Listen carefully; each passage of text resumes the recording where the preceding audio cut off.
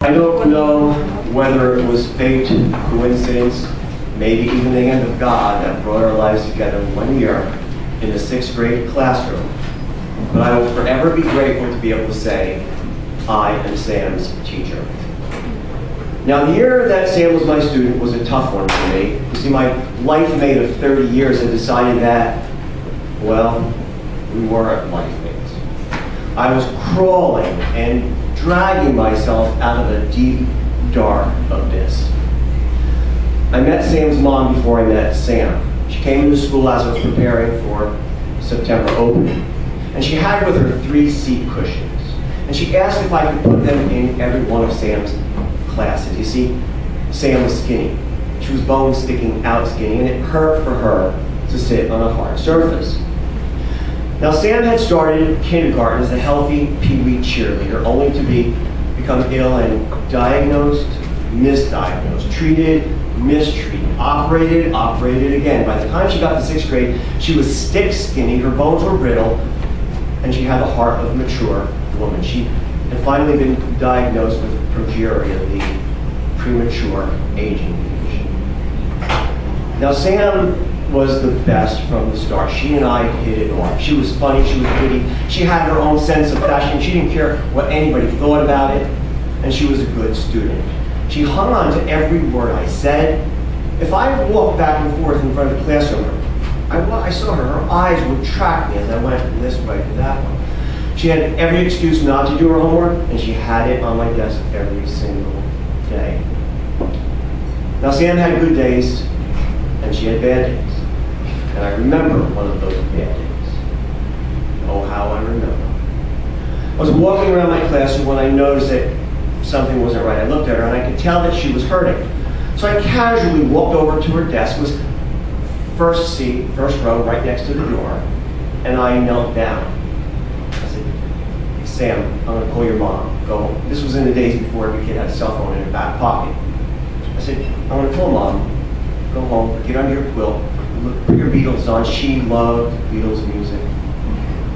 Sam just looked at me, didn't say a word, but emphatically shook her head. I said, you sure? And again, without a word, she just nodded.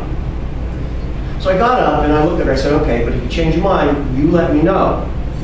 And she just looked at me. She didn't say a word. She just locked eyes with me. And in that instant, I knew she wasn't going to change her mind. Well, I walked to the back of the classroom. And when I got to the back wall, I just stopped and I froze. And in my mind, I screamed at myself. You stupid man. You stupid man. You're cursing God for what he's doing to you. You're bitter and angry and ready to leave this place. This little kid has every reason to be angry, to be bitter, to just want to give up. And look at her working so hard, and she wants to be here.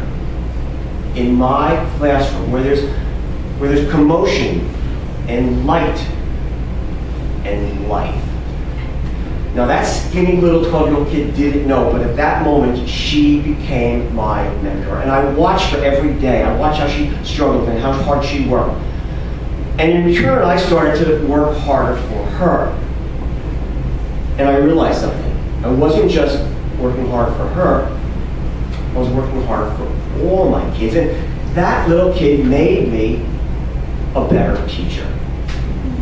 Well, Sam and I had a great year together. She graduated from middle school. She went on to high school where she got a boyfriend. They were so cute together. And she made more and more people love her. And we all cried the day she died. And how we cried at her funeral. And up to that point in my life, when I was at a funeral, someone would say to me, your loved one lives on with you. And I always understood that. And I even said that to someone to console them at a funeral, but I never understood it. I never really felt it until Sam left. But now I understand. Sam is alive. She is here. She is here. She'll be with me forever till the day I die.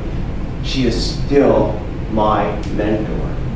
I don't know whether it was fate, coincidence, maybe even the hand of God that brought our lives together one year in 6th grade classroom. But I will forever be grateful to be able to say, I am Sam's teacher.